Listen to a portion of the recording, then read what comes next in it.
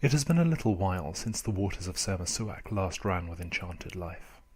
Not since the Empire and the Orcs of Otkodov contended over the Silver Peaks.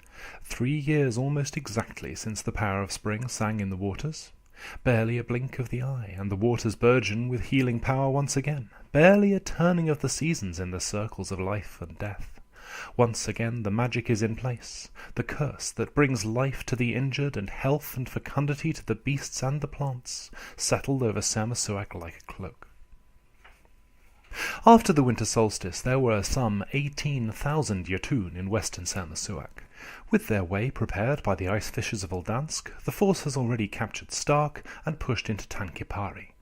At the spring equinox, a large force of Kirkir descended from the hills above the hot springs of Taniki, capturing the settlement and quickly pressing their advantage. With little to stop them, the Jotun had secured control of the entire region within a week of the solstice ending. The armies of the western Orcs turned their attention to Sealtok. The most hospitable region of Sermersuaq, Sealtok is also the site of Atalak, the largest permanent settlement in the entire territory. A gathering place for the hunters who follow the Suak traditions, a place of cunning and craft where whale followers, walrus farmers, ice walkers, and mammoth herders return after long treks north. With the Silver Peaks in the hands of the Thule, it represents the greatest concentration of wealth in the entire northern territory. As Rundhal is to the Kalavesi and Kalpaheim is to the Steiner, so Atalak is to the Suak, the heart of their tradition. It is defended. Hunters returning from the northern plains, warriors driven south and east by the advance of the Jotun, all have gathered at Atalak. The Jotun will have a fight on their hands if they try to take it with only 18,000 warriors. Except they do not have 18,000 warriors, not anymore. The first sightings of the Jotun reinforcements are deeply worrying. The reports of scouts and hunters are dismissed by Sama's exaggeration at first, yet the truth is as bad as it can be. Another 50,000 orcs have come to Sermersuaq. The banners of the king of Narkist and the queen of Kalsi at their head, both the Jarl of Jarls of the north and of the south, are here with their honour guard and their warriors and maybe 6,000 Kirkir and champions of the Jotun. Against such a force, the hunters and warriors at Atalak will avail nothing. The Jotun will crush Sealtok in a month, and most likely the rest of the territory in short order. It is fortunate, then, that the hunters are not alone. The Bloodcloaks, mustered at last, come north through the marches of Kalavesa. With them march 3,000 shining knights from the fields of glory, champions of Eleonaris called by summer magic. The knights are impressive enough, attired in golden chain with fine fur cloaks, razor-sharp spears, and crimson-stained circular shields, but their number is dwarfed by nearly 3 times as many soldiers beneath the banners of the independent armies of the Empire. Together, this sea of warriors gives the Bloodcloaks alone the strength of 3 whole armies. From the southeast, another Wintermark army comes to Atalak, the fist of the mountain out of Hanmark. Beside them march another 3,000 summer warriors with blood-gold plate and amber leathers, vicious axes, teardrop shields of yellow and red, and fluttering pennants showing the lion encrowned. They join the Bloodcloaks, a great camp of thousands of warriors, mortal and unearthly alike, spreading a lake of tents and banners around the Suak settlement. Their presence brings heart to the defenders. These heroes will surely stand against the Orc horde in a battle well worthy of the tales to come. As they begin to establish a base camp at Atalak, they are joined by the flamboyant fire of the south. Marching for Astalat in the east, this doughty army makes excellent time and is barely winded by the journey through Temeshwar and Hanmark. They, too, march with 3,000 knights of glory, fey warriors all bound up in crimson and gold silk, with wicked swords and axes, and scarlet shields engraved with roaring lions. Another 1,500 heroes march with them. They begin to send swift-footed scouts out east and north, intercepting Jotun raiders and granting aid to the bands of hunters still returning from the northern hunt. Finally, tired from their long march north from the mad forest of Liathavan, the marchers arrive. Through the familiar fens of Bregasland and the ghost-haunted swamps of Kalavesa, the Tusks and the Bounders have come, without a pause, from their vicious battle against the Valorn horrors. The coming campaign may be a relief. They are exchanging an unknown, abhorrent foe for one of flesh and blood.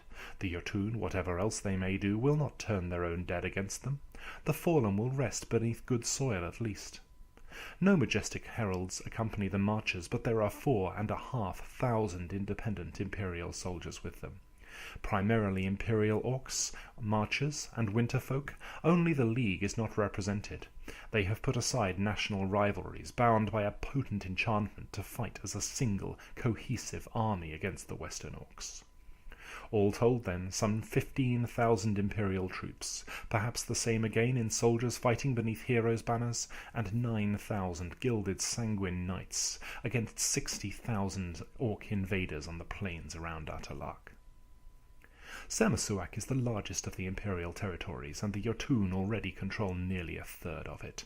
It is large, but much of it is empty, save for the beasts and the wind soughing through the trees, whispering across the tundra. Places like Atalak are useful in a way because they give the armies something to fight over, and fight they do. The Empire is not here to defend, to draw a line and seek to hide behind it. They are here to drive the Jotun out. Their strategy is careful, minimizing unnecessary casualties on both sides, but it is intended to push the orcs back.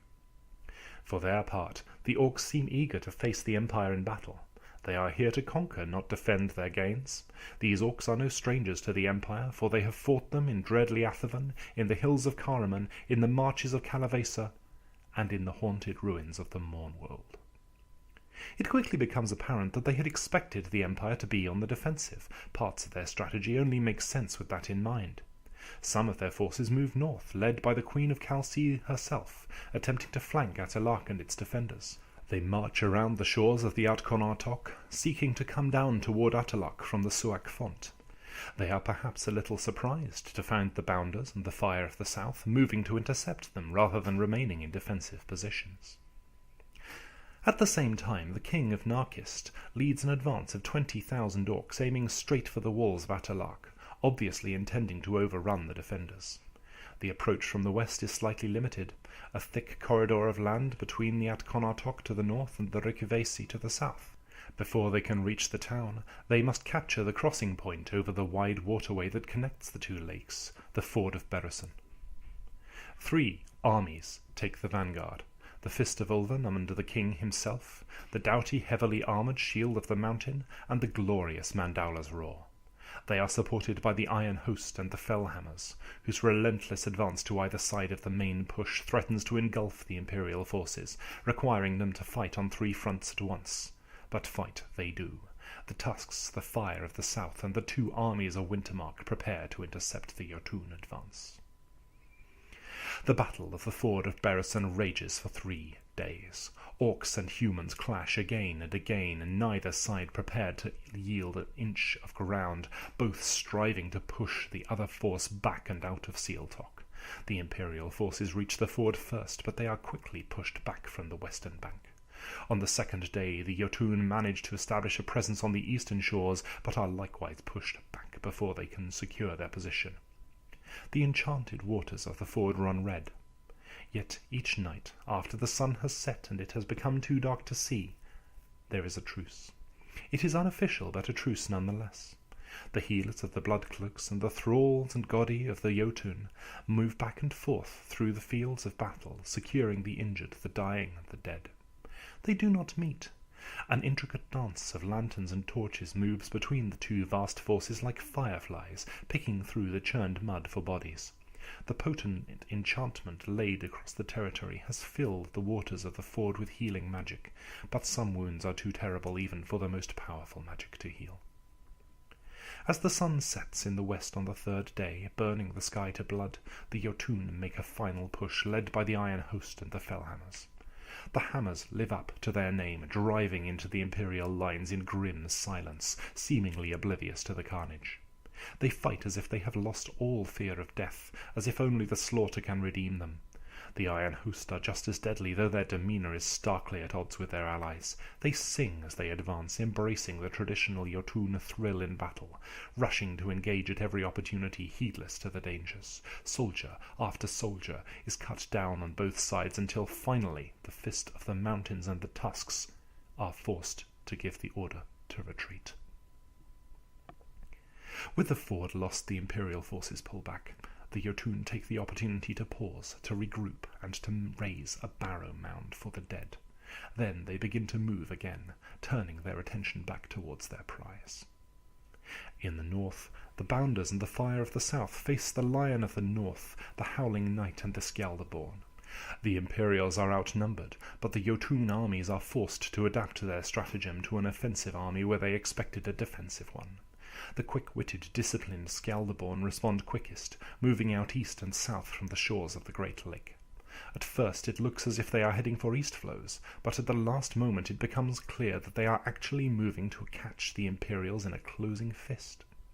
Just in time to avoid being trapped, the Empire pauses its advance, throwing down makeshift defences. The second battle of Sermersuaq begins then, the Battle of the Shores of Atconottoc. It is less bloody than the battle at the ford of Bereson, but no less intense. The Imperials fight on two fronts with their backs to the lake. The Fire of the South are no strangers to using water to their advantage, and there are enough soldiers from Bregisland among the Bounders to do likewise. The Jotun give the water a wide berth, almost as if they fear it, which the Empire's troops use to their advantage. Inexorably, though, the tide begins to turn against the Imperial forces. The Skjaldarborn press them from the east, and the cunning warriors of the Lion of the North fight well, with the peculiar shaman and Ulvenwar of the Howling Knight to push them from the north. Each side is determined to attack, determined to claim victory, but in the end the Empire is outnumbered and forced to retreat. Many lives lost on the shores of the Atconottoc, human and orc alike. As with the forces in the west, the northern force pauses a day to raise a barrow mound for the fallen. As at the ford of Bereson, there is an unofficial truce to gather the dead. With the defenders rallying at Attalak and the two forces of the Jarls of Jarls closing in, there is a night to prepare. Much of it is spent in defence or evacuation, but in the smallest hours of the morning, the Suak call together a circle of fire at the heart of their town, and beat their drums, and remember their past and their heroes. They drum to remember, but also to raise the spirits of the defenders, in more ways than one. For a heart-stopping moment it appears they have succeeded. Shouts go up. Human warriors are approaching from the northwest, a band of perhaps 200, survivors from the ford of Bereson and from the shores of the Atconottoc. They carry another 100 or so who are too injured to walk. Marcher and winterfolk alike, they are accompanied by a score of Suak with bone harpoons, who deliver their charges to the armed camp and then melt back into the shadows. The soldiers tell an astounding tale of being cut off by the Jotun on the west bank of the Bereson, or left behind in the retreat from the north, and of warriors and hunters that literally rose from the waters of the lake and fell on the Jotun. They fought viciously, and wherever they could, they grabbed the lost soldiers and pulled them beneath the waters of the Atconottoc, sharing their breath with them, and leading them at last to a small camp on the southeast shores of the lake. The Hilja, the seal-shifters of the northern lakes, have come to the aid of their human cousins. They will not fight the Jotun head-on, says one of the survivors, charged to bring a message of hope, but they will offer what aid they can. The next morning, the third battle begins. The Battle of Attalak and the heart of Suak. The King of the South leads the charge from the west, while the Queen of the North brings her troops down more cautiously. The defenders of Attalak are supported both by the magic in the waters and by an open-air hospital established by the healers from the 5 imperial armies at the centre of Attalak.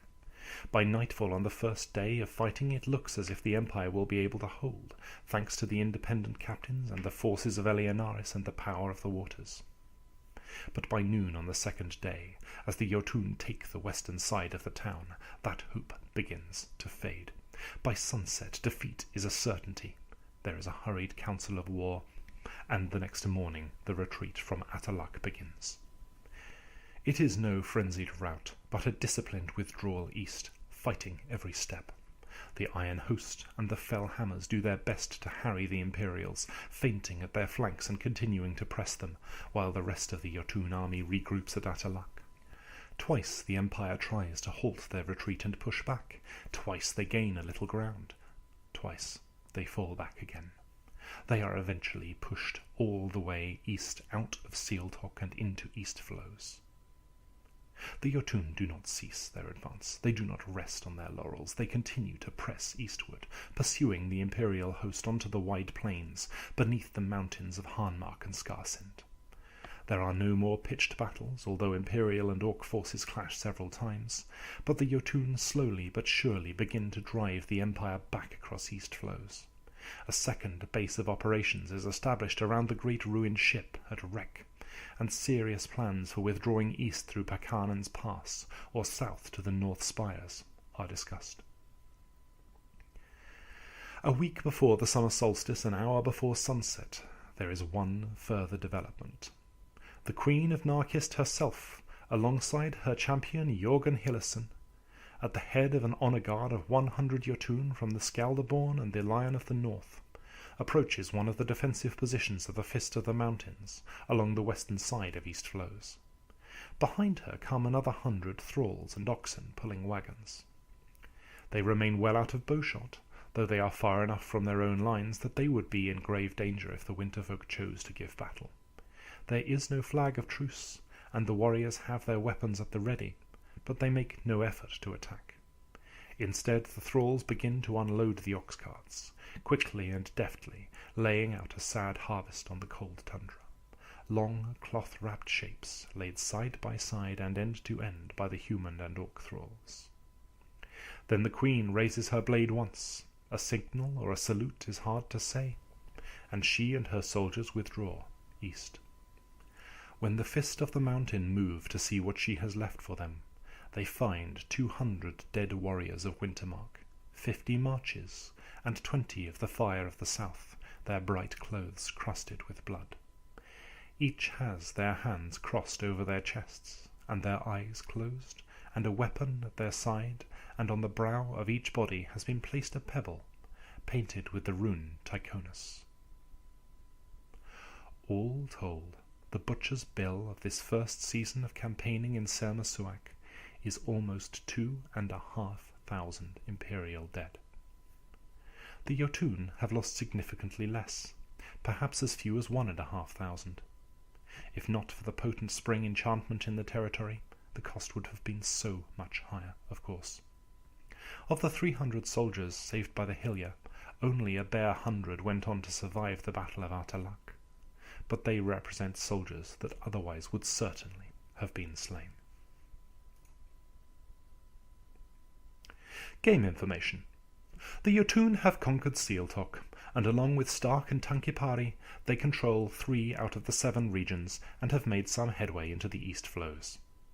The Thule control the Silver Peaks, leaving the Empire with only 3 regions, East Flows, Suak Font, and the Suak Wastes.